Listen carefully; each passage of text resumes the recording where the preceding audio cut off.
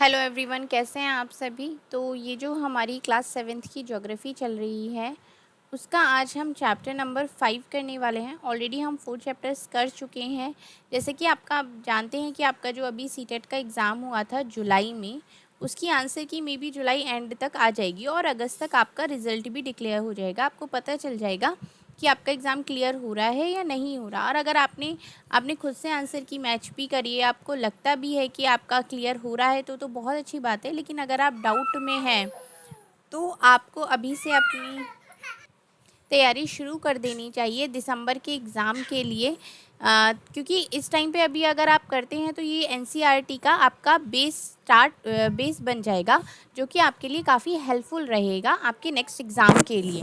और आप जितना अच्छे से प्रिपरेशन करके अपना एग्ज़ाम निकालेंगे उतनी ही जल्दी आप अपने करियर में आगे बढ़ेंगे। क्योंकि जितने भी टीचिंग एग्ज़ाम्स निकलते हैं, वैकेंसीज़ आपकी आ रही हैं, उन सब में आपका सीटेट ज़रूर क्लियर होना चाहिए। ठीक है, तो चैप्टर नंबर 5 करते हैं जिसका नाम है वाटर। जिस तरह बाकी के 4 चैप्टर्स में से मैंने आपको बताया कि किस तरीके से डायरेक्ट क्वेश्चंस आए हैं एग्ज़ाम्स में, अभी जुलाई वाले एग्ज़ाम में भी पूछे गए हैं काफ़ी सारे क्वेश्चंस। तो ऐसे ही ये चैप्टर भी काफ़ी इंपॉर्टेंट आपका हो जाता है। जैसे कि when you think of water what image comes to your mind. जब भी आप वाटर के बारे में सोचते हैं तो ऐसी कौन सी इमेज है जो आपके तुरंत माइंड में आती है। यू थिंक ऑफ रिवर्स हो गया, वाटरफॉल्स हो गया, the pitter patter of rain drop, water in your taps, childrens love to float paper boats in rain puddles. मतलब जैसे आपने देखा होगा कि पानी भर जाता है जहाँ पर, तो वहाँ पर पेपर की बोट बनाकर बच्चे चलाते थे। By noon the puddles vanish where does the water go. लेकिन जैसे ही धूप निकलती थी वैसे ही वो पडल का जो वाटर होता था वो कहीं पर चला जाता था। तो वो कहाँ जाता था water? The sun heats causes evaporation of water into vapour. मतलब जो सन की हीट थी उससे क्या होता था, वो वाटर वेपर हो जाता था, मतलब भाप बन जाता था। When the water vapour cools down it condenses and forms cloud. और उसके बाद ये क्या बन जाता है? उसके बाद ये बादल में कन्वर्ट हो जाता है। From there it may fall on land और sea in the forms of rain, snow and sleet. और उसके बाद क्या होता है, वो क्लाउड से वो रेन के फॉर्म में और स्नो के फॉर्म में वो नीचे की तरफ अपना आ जाता है। The process of by which water continually changes its form and circulates between oceans, atmosphere and land is known as the water cycle. इस सबको क्या कहा जाता है? ये जो वाटर चेंज होता है इसको आप क्या कहते हैं? इसको आप वाटर साइकिल कहते हैं। यहाँ पर आप देख भी सकते हैं वाटर साइकिल की इमेज है कि किस तरीके से यहाँ पर इवेपरेशन होता है, इवेपरेशन होने के बाद ये क्लाउड्स में जाता है और किस तरीके से यहाँ पर ये फिर दोबारा से रेन्स के थ्रू आपका नीचे आ जाता है। Earth is like a terrarium. Terrarium क्या होता है? फिल 1/4 ऑफ आप ये है कि किस तरीके से आप अपना ये बना सकते हैं। मतलब it is an artificial enclosure for keeping small house plant. जितने भी स्मॉल हाउस प्लांट्स हैं उनको रखने के लिए एक आर्टिफिशियल इनक्लोजर है। मतलब एक कांच का इस तरीके का जार होता है जिसमें आप हाउस प्लांट्स को स्टोर करके रख सकते हैं, वो होता है आपका terrarium.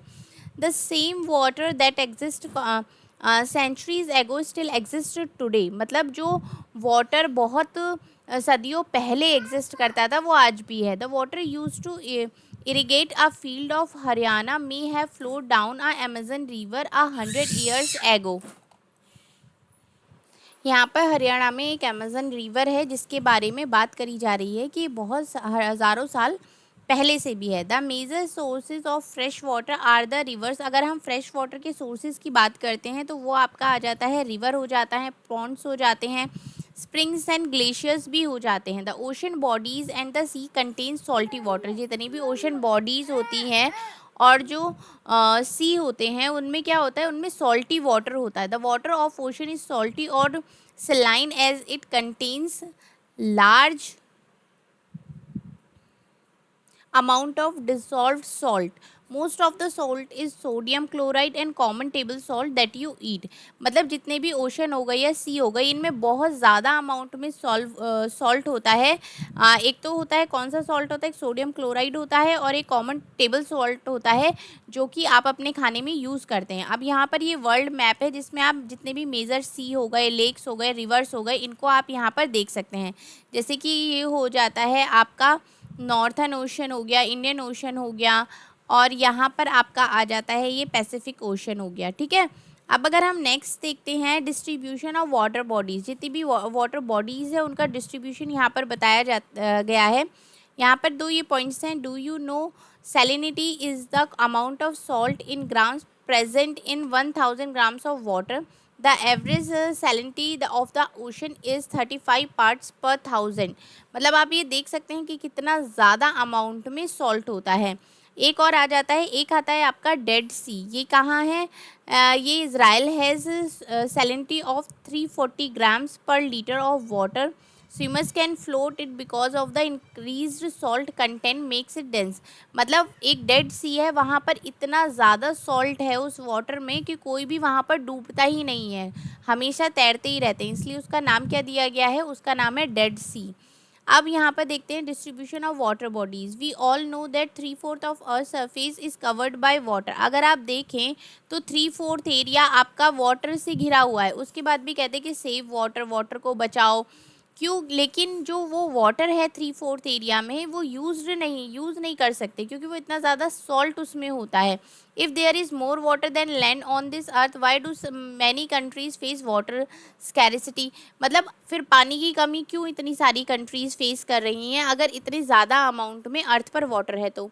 Is all the water on earth available to us. क्या जो जितना भी अर्थ पर वाटर है, क्या वो हमारे लिए अवेलेबल है? The following table gives the distribution of water in percentage. ये क्या है? परसेंटेज में। ओशन में कितना है? 97.3%। आइस कैप्स हो गया 2.0%। ग्राउंड वाटर है 0.68। फ्रेश वाटर लेक्स हैं 0.009। Inland seas and salt lakes जो हैं वो 0.09% में है। एटमॉस्फेयर में हो गया 0.0019 एंड जो रिवर्स हैं वो 0.0001। इस तरीके से ये 100 में डिवाइडेड है। तो जो ये वाला पोर्शन है ये आपका सिर्फ फ्रेश वाटर में आता है, और जो ओशन में इतना ज़्यादा अमाउंट में है ये आपका यूज़ नहीं हो सकता। Water distribution can be demonstrated by a simple activity. इस एक्टिविटी के थ्रू भी आप इस चीज़ को करके देख सकते हैं। यहाँ पर ये एक एक्टिविटी दी हुई है जिसमें आपको 2 लीटर पानी लेना है और टोटल वाटर सरफेस अर्थ पे जितना है उसको बताएगा। ये मेज़र करना है 12 spoon of water from the vessel into another bowl. ठीक है, the water has a left behind this water is obviously not fit for consuming. ठीक है, मतलब आपके इतना ज़्यादा अगर आप अमाउंट में सॉल्ट डाल देंगे तो क्या आपको लगता है कि वो वाटर आपका पीने लायक होगा? तो water is absolutely essential for survival. जीने के लिए वाटर बहुत ज़्यादा ज़रूरी है। Water alone can quench our thirst when we are thirsty. सिर्फ एक वाटर ही एक ऐसी चीज़ होती है, जब आपको प्यास लगी होती है तो आप पानी ही आपकी प्यास बुझाता है। चाहे आप दूध पी लें, चाहे छाछ पी लें, लेकिन वो पानी लगता है कि एक गिलास पानी मिल जाए बस। Now don't you think we are wasting a precious resources when we use water carelessly. हम कितना ज़्यादा वाटर वेस्ट करते हैं जब हम अपनी चीज़ों को यूज़ करते हैं। जैसे आप नहा रहे हैं, गर्म पानी से नहा रहे हैं तो आप गर्म पानी से ही नहाते रहते हैं, आप ये नहीं देखते हैं कि कितना वाटर आपका वेस्ट हो रहा है। अब जो आपका क्वेश्चन बन जाता है वो यहाँ से आ सकता है कि वर्ल्ड वाटर डे कब सेलिब्रेट किया जाता है? वो आपका होता है March 22 को वर्ल्ड वाटर डे सेलिब्रेट किया जाता है। ओशन सर्कुलेशन क्या होता है? There is something magical about walking bare feet on the seashore the wet sand on the beach. जो बीच पर आपकी गीली मिट्टी होती है, the cool breeze, the sea birds, the smell of the salt in the air and music of the waves. मतलब everything is so fascinating. मतलब बहुत ज़्यादा एक मन को लुभाने वाली ये चीज़ें लगती हैं। Unlike the calm water of ponds and lakes, ocean water keeps moving continuously. मतलब ये जो ओशन वाटर होता है ये कंटिन्यूसली मूव करता है। इट इज़ नेवर स्टिल, मतलब ये हमेशा एक जैसा नहीं रहता। The movement that occur in ocean can be broadly categorize a wave, tides and currents. मतलब ये क्या होती हैं? जितनी भी उसका जो ओशन का जो मूवमेंट होता है वो वेव्स में होता है। जैसे कि टाइड्स हो गया, कहते हैं ना कि ज्वार भाटा, जैसे कि समुद्र का जब जल चढ़ते हुए जल को ज्वार कहते हैं और उतरते हुए जल को हम भाटा कहते हैं। तो ये इसमें ये टर्म आ जाती है। अब जैसे कि यहाँ पर वेव्स से आप देख सकते हैं, waves are formed when winds scrape across the ocean surface. मतलब जब हवा ओशन की सरफेस पर बहती है तो उस टाइम पे क्या होता है? ये वेव्स बनती है। The stronger the wind blow the bigger the wave becomes. मतलब जितनी तेज़ हवा चलती है उतनी ही बड़ी वेव्स बनती हैं। अब वेव्स को यहाँ पर देख लेते हैं। When you are playing thrown ball on a beach and the ball falls into the water, what happen? जब आप बॉल को थ्रो करते हैं तब क्या होता है? It is fun to watch how the balls gets washed back to the shore by the waves मतलब किस तरीके से जो when the water on the surface of the ocean rises and the falls alternately they are called wave। जिस तरीके से जो समुद्र का पानी होता है वो ऊपर की तरफ राइज करता है और फिर नीचे की तरफ गिरता है, ये इनको हम क्या बोलते हैं, इसको हम वेव्स बोलते हैं। ड्यूरिंग अ स्ट्रॉम, जब आपका स्ट्रॉम आता है मतलब the winds blow at very high speed from huge waves, मतलब जो हवा होती है वो बहुत ही हाई स्पीड में जाती है, जिससे कि क्या होती है, बहुत बड़ी बड़ी वेव्स बनती है। दीज में कॉज ट्रीमेंडियस डिस्ट्रक्शंस, तो ये क्या होती है, बहुत एक तरीके से तबाही भी ला सकते हैं। The earthquake a volcanic eruption और under water landslides can shift large amount of ocean water, मतलब क्या होता है, जो अंडर वाटर भी लैंडस्लाइड्स होती हैं, जो उससे क्या होता है, बहुत बड़े अमाउंट में जो ओशन का पानी होता है वो शिफ्ट होता है। As a result huge tidal work और सुनामी, इससे क्या होता है कि बहुत ज़्यादा सुनामी आ जाते हैं ना, कि सुनामी आ गई। सुनामी क्या होता है, वो यही होता है जितने भी एक तरीके से जो अंडर वाटर लैंडस्लाइड होती हैं उससे जो ओशन का जो वाटर होता है वो बहुत ज़्यादा अमाउंट में बढ़ जाता है, तो उससे क्या होता है, उससे सुनामी आ जाती है। That may be as high as 15 metre is firm, मतलब वो बहुत ज़्यादा हो जाती है। The largest tsunami ever measured was 150 high, मतलब जो लार्जेस्ट सुनामी है वो 150 तक नापी गई है। These waves travel at a speed of move that 700 kilometers per hour. The tsunami of 2004 caused widespread damage in the coastal areas of India. मतलब 2004 में जो सुनामी आई थी उसने बहुत ज़्यादा नुकसान पहुंचाया था इंडिया में। The Indira point in the Andaman Nicobar, जो अंडमान निकोबार में जो इंदिरा पॉइंट है वो क्या भी हो गया, वो भी सुनामी में एकदम से, कहते हैं ना कि एकदम डूब गया, पूरा तहस नहस हो गया।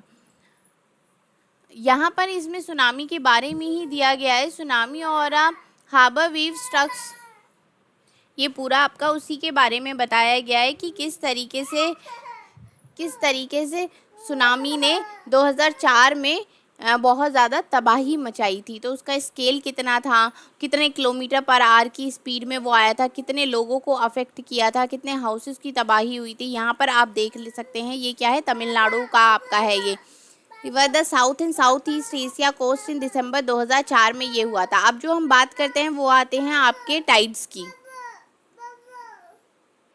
अब यहाँ पर हम बात करते हैं टाइड्स के बारे में। The rhythmic rise and fall of the ocean water twice in a day is called a tide, मतलब दिन में 2 बार जब एक रिथमेटिक एक तरीके से ना बहुत ज़्यादा उछाल आता है ओशन वाटर में और फिर वो गिरता है, तो उसको हम क्या बोलते हैं, उसको हम टाइड बोलते हैं। It is high tide when water cover much of the shore by rising of its highest level. It is low tide when water falls its lowest level and recede from the shore. अब इसमें क्या होता है, अब आप यहाँ पर देख सकते हैं जैसे कि यहाँ पर ओशन है, अब यहाँ पर वेव बन रही है, अगर ये छोटी बन रही है ऊपर की तरफ को आ रही है तो उसको हम क्या बोलते हैं, ज्वार बोलते हैं हिंदी में। और जब ये वेव नीचे की तरफ जाती है तो इसको हम क्या बोलते हैं, इसको हम भाटा बोलते हैं। ठीक है, अब कुछ वेव्स होती हैं, ये तो बहुत छोटी सी वेव होगी, इसी में आपकी आती हैं बहुत बड़ी बड़ी वेव्स आती हैं, इस तरीके से भी ये होता है। The strong gravitational pull exerted by the sun and the moon on the earth surface cause the tides. अब इसमें क्या होता है कि ये जितना भी आपका ये ग्रहण पड़ते हैं ना, आप उससे आप अंदाज़ा लगा सकते हैं, तो ये उसको बहुत ज़्यादा अफेक्ट करता है। The water of the earth closer to the moon gets pulled under the influence of moon's gravitational force and cause high tide. मतलब आप देख सकते हैं कि ये तब होता है जब ये सन है और ये आपकी अर्थ है और ये मून है, जब सन और अर्थ और मून तीनों इस तरीके से होते हैं एल शेप में, और एक इसमें आप यहाँ पर ये तो होता है आपका नेपटाइड और आपका हो गया स्प्रिंग टाइड। स्प्रिंग टाइड में क्या होता है, जब सन और अर्थ के बीच में मून आ जाता है, और दूसरा होता है जब सन अर्थ और मून तीनों सेम डायरेक्शन में हो जाते हैं, वो आपका होता है स्प्रिंग टाइड में होता है। ठीक है, ये 3 फेजेस यहाँ पर दिए हुए हैं। अब यहाँ पर रखते थे, during the full moon and new moon days the sun moon and the earth are in the same line. यहाँ पर है earth sun and moon are in the same line, तो उस टाइम पे जो आपका टाइड्स होगा वो हाईएस्ट होगा। These tide are called spring tide. इनको क्या बोला जाता है, इनको स्प्रिंग टाइड बोला जाता है। But when the moon is in its first and last quarter, जब मून फर्स्ट और लास्ट क्वार्टर में होता है, the ocean water gets drawn in diagonally opposite direction by the gravitational pull of sun and moon resulting the low tides. मतलब उस time पे क्या होता है, उस टाइम पे बहुत ज़्यादा लो टाइड्स बनते हैं क्योंकि ये अपोजिट डायरेक्शन में होता है, जो कि ग्रेविटेशनल पुल करते हैं सन को और मून को। तो उससे क्या, इसका रिजल्ट क्या होता है, उसका रिजल्ट क्या बनता है, लो टाइड्स बनते हैं। दीज टाइड्स आर कॉल्ड नीप टाइड। उसको हम क्या बोलते हैं, उनको आप नीप टाइड्स बोलते हैं। यहाँ पर आप देख भी सकते हैं, एक हो गया स्प्रिंग जिसमें तीनों सेम लाइन में है, और एक हो गया नीप जिसमें सन, अर्थ और मून उनके थोड़ा सा अलग हो जाता है। High tides help in navigation, they raise the water level close to the shores. मतलब वो क्या होता है, जितने भी हाई टाइड होते हैं वो नेविगेशन में हेल्प करते हैं और ये वाटर लेवल को बहुत ज़्यादा बढ़ा देते हैं। This helps the ships to arrive at the होमर मेर इजिली। और ये क्या कहते हैं, जैसे ये वेव्स बढ़ती है ना, तो वो शिप को काफ़ी हेल्प करती हैं उनकी जगह पर पहुंचाने के लिए। द हाई टाइड, जितने भी हाई टाइड्स होते हैं, ऑल्सो हेल्प्स इन फिशिंग। और जितने भी हाई टाइड्स होते हैं ना, ये फिशिंग में भी काफ़ी हेल्पफुल रहते हैं। Many more fish come closer to the shore during the high tide. मतलब जब ये हाई टाइड होता है ना, तो ये बहुत सारी जितने भी फिश होती हैं किनारे पर आ जाती हैं। This enables fisherman to get a plentiful catch. और जिससे ये जो फिशरमैन होते हैं ना, इनको बहुत ज़्यादा हेल्प मिल जाती है। Rise and fall of water due to tides is being used to generating electricity in some places. मतलब ये क्या होता है, ये इलेक्ट्रिसिटी को भी जनरेट करता है बहुत जगहों पर जब ये वाटर आपका वाटर टाइड ये शुरू होता है। ठीक है, अब आता है आपका ओशन करंट्स। ओशन करंट्स क्या होता है, ocean currents are streams of water following constantly on the ocean surface in definite directions. मतलब जितना भी ये आपका वाटर कॉन्स्टेंटली होता है ओशन सरफेस पर अलग डायरेक्शंस में होता है। द ओशन करंट्स में बी वार्म और कोल्ड।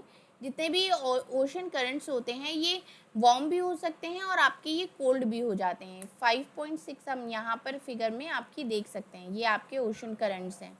किस, आप इनकी डायरेक्शंस देख सकते हैं। ठीक है, ये वाले कोल्ड हैं जो कि ब्लू में है, और रेड वाले जो हैं ये आपके वार्म हो जाते हैं, warm currents. Generally the warm currents originate near the equator and move towards the pole। मतलब इक्वेटर के आसपास होते हैं और पोल्स की तरफ वो मूव करते हैं। जैसे ये आपकी अर्थ है, ये आपका इक्वेटर हो गया और ये यहाँ पर आपके दोनों पोल्स हो गए, तो यहाँ से ये होते हैं और ये पोल्स की तरफ आपका जनरेट होते हैं। The cold currents carry water from polar to higher latitudes to tropical और लोअर लैटिट्यूड्स। ठीक है, the Labrador ocean current is cold current while the gulf stream is warm current. मतलब ये आपको बता रहा है कि जो आपका लेब्राडोर ओशन हो गया वो आपका कोल्ड करंट में आता है, और जो आपका गल्फ स्ट्रीम हो गया वो आपका वार्म करंट में आता है। The ocean current influence the temperature conditions to the area. और उस एरिया में ये क्या करते हैं, टेम्परेचर की कंडीशंस को भी करते हैं। जो वार्म करंट होते हैं ब्रिंग अबाउट वार्म टेम्परेचर को करते हैं over land surface. Land surface पर क्या होते हैं, वो वार्म टेम्परेचर को बनाते हैं। The areas where the warm and cold currents meet provide the best fishing ground of the. मतलब जहाँ पर ये वार्म और कोल्ड दोनों मिलते हैं उस टाइम पर क्या होता है, ये बहुत अच्छा फिशिंग ग्राउंड बन जाता है फिशिंग के लिए। मतलब मछुआरों के लिए जो मछलियाँ पकड़ते हैं उनके लिए बहुत अच्छा वहाँ पर बन जाता है। अब sea around Japan and the eastern coast of North America are such example. और इसके जो एग्जाम्पल्स में आ जाते हैं, इसकी एग्जाम्पल में आ जाता है Japan and eastern coast of North America. ठीक है, the areas where a warm and cold current meet also experience foggy weather. जहाँ पर ये कोल्ड और वार्म जो ये एरियाज हैं जहाँ पर ये करंट्स मिलते हैं वहाँ पर क्या होता है, फॉगी भी वेदर हो जाता है, making it difficult for navigation. जो नेविगेशन करने में काफ़ी वहाँ पर डिफ़िकल्ट होता है। तो hope you understand this chapter. आपको अच्छे से ये चैप्टर क्लियर हो गया होगा। इसकी एक्सरसाइजेज ज़रूर करिए क्योंकि इनसे आपके क्वेश्चंस बहुत पूछे जाते हैं। ठीक है, तो ये आपका चैप्टर यहाँ पर ख़त्म होता है और बाकी के चैप्टर्स को हम नेक्स्ट क्लासेस में करेंगे। Thank you so much.